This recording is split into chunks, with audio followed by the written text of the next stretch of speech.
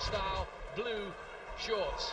The yellow of Mike Stewart has only lost 2 and never been stopped in 40 contests, albeit largely on the Philadelphia circuit. Good body shots from Hatton, who shouldn't have to go looking for this Stewart. He's usually in front of you and likes to come forward himself, but will Hatton force him back? And then, can he fight on the back foot? Then that happens. Well, Hatton really looks fired up tonight. I think he owes the Manchester crowd a big performance. He knows tonight's performance will be compared to Shanby Mitchell's over Stewart. So he really looks fired up for the challenge. Just wants to make a restatement of his credentials a bit here, Hatton. But it is basically another hiding-to-nothing job for him. He's having to whip himself up to get himself right. He's had a good 11-week preparation, though he had to miss some time with a recurrence of a hip injury in the build-up late on. Well, he's been caught a couple of times already with the right hand as he moves in. There's not an awful lot of head movement from Ricky tonight. Just maybe a little bit too eager to get his own punches on. Has to think about his defence as well. One of the themes of the training has been back to basics, better use of the jab, and indeed better footwork as well. There's that trademark left hook to the body. How often have we seen that from Hatton, who's unbeaten in 36, one of the longest unbeaten streaks in world boxing. That one behind Joe Calzaghe, equal Calzaghe's record with a win here. Oh, and a lovely body shot! And Stewart collapses in the corner in the first round. Counts at 6. He's never been stopped, remember, 8. He gets up at 8. Dave Paris has a look at him, but he was crumpled by that body punch. And Hatton might do this quickly. Well, you can see how much he means business tonight. That's the third time the punch had landed, but that was the best of the punch. That was a beauty. Stewart tries to get him with his own body shots. Again, it's another rib cruncher with the left hand from Hatton, then a right cross. It's all Hatton in this opening round. He's like a raging torrent. Should have done well to get through to hear the bell at the end of this round.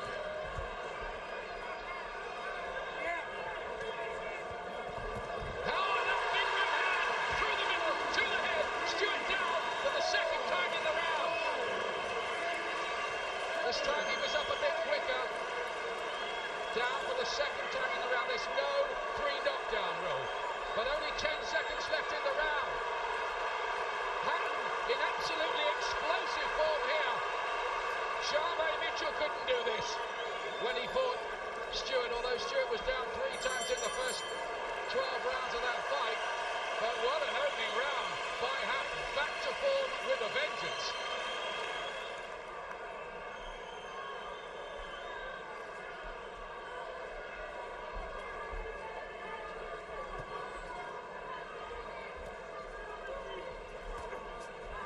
Well, Stewart's body language was not good at the beginning of the second round. He walked out, then stepped back onto the ropes. I think he knows this job is too much for him already. No hiding place in there at the moment for Mike Stewart, and he certainly is finding this no joke, just like his nickname. Hatton just looks way too good for him, a fighter from a different league, as indeed he should be. Well, this is exactly the way we want to see Ricky Hatton as he moves in with the top league.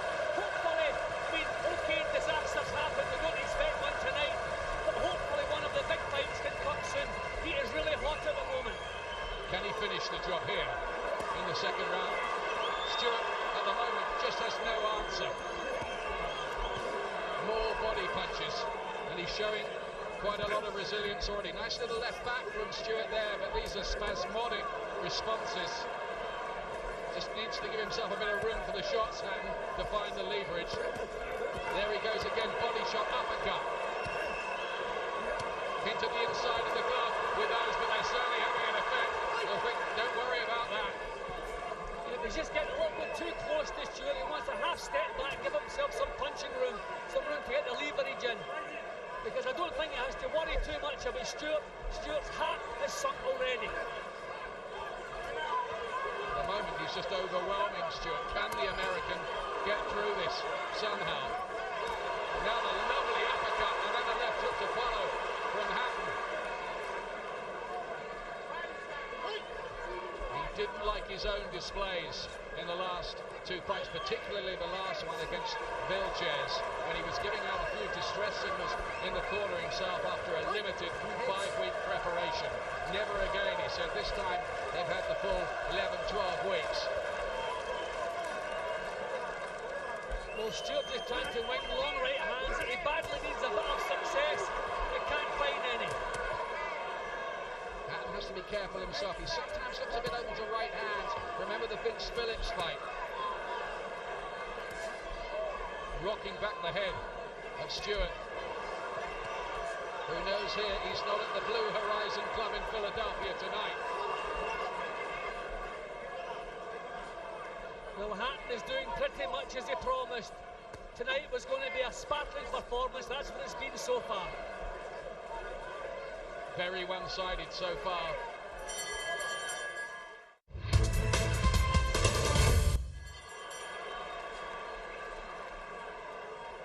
And here comes round 3 in this IBF final eliminator.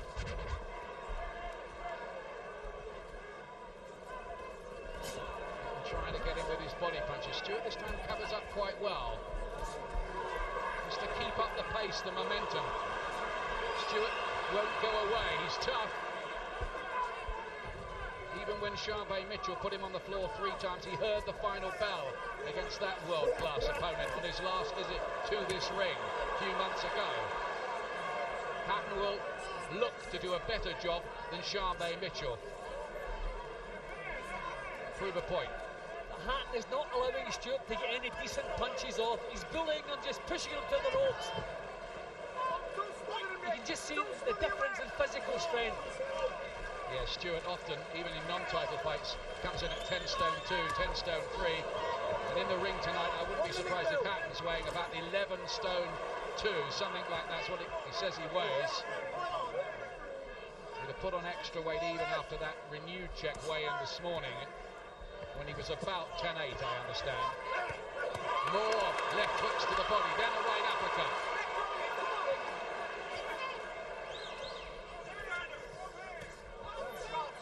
These are excellent body shots Hatton's throwing.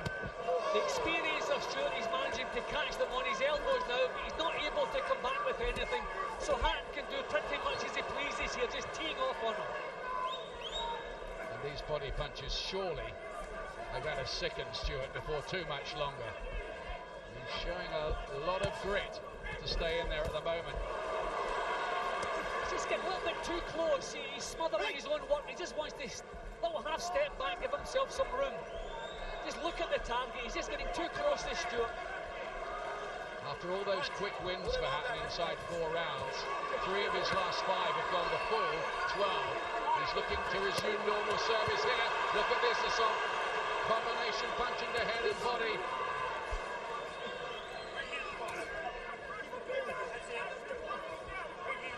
Totally dominant so far. I mean, you see the way Hatton can manhandle him. He just pulled him around like a rag doll there when the referee said break. Yes, he looks stronger, doesn't he?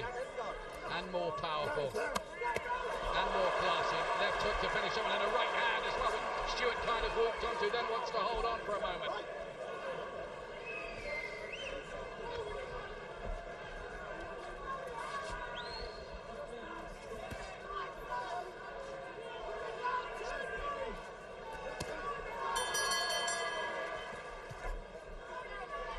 This is a difficult phase of Hatton's career, while he waits in a kind of vacuum, a kind of twilight zone. Oh, a lovely right cross, cracking shot.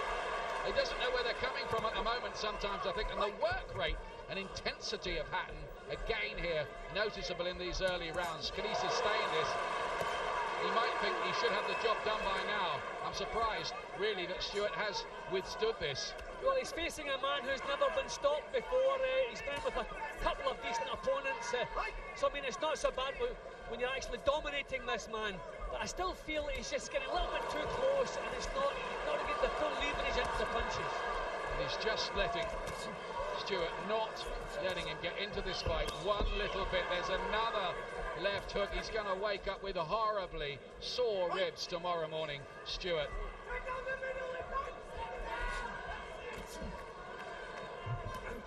Good little left hook back by Stewart, and a body shot back from him as well.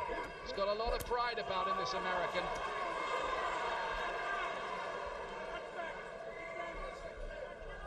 Hatton's been guilty of anything. It's just been crowding his own work and getting a bit too close at times. See, I think in a more competitive fight, Ricky would find the target cleaner. But he's got the other fellow so defensive-minded, he just can't get the clean target. It's just a survival job for Stewart at the moment. He's just hanging on in there and hoping that somehow late in the fight, the storm will blow itself out and he'll be able to come back a bit himself. He does there. Covers up well, Stewart, got his gloves up, blocked that right hand. And again, good defence of the right uppercut, did jolt back the head. How soon before he cracks? Fifth round. I wonder what Leon Tabbs said to Mike Stewart. He's his main trainer. He was in the corner for Bernard Hopkins in his great win over Oscar De La Hoya a couple of weeks back. Hatton resumes the assault at the start of round 5. There's another right hand. There's a danger of taking Hatton for granted a bit. He's been with us for some time doing this kind of thing, but he really is a handful, and I think he would be for anybody, even at the top world level. Yeah, I think it's pointless keeping Ricky at this level any longer. Yeah. It's time now to move him in with the big boys. I know it's easier said than done, but this is as good as I've seen him for quite some time. He's really firing in all cylinders tonight. It's not competitive. He's having things pretty much the way he wants to have them, but that's because he's so good. Let's be honest, he was fighting better fighters than this 2.5 years ago. Krivalov, McGee. But the big ones just won't happen for him. And so he does find himself fighting a recent loser in this ring in Mike Stewart. Needs to be fighting the winners. But he has to just get the job done. And he's doing that very, very professionally so far. I mean, the match was a little bit of a disappointment when it was made because we saw the job champion. Mitchell did on Stewart. But we knew the fight would be better. It's certainly more of a spectacle. But it's still not really a challenge for Ricky Hatton. He has to keep himself focused on the job, though.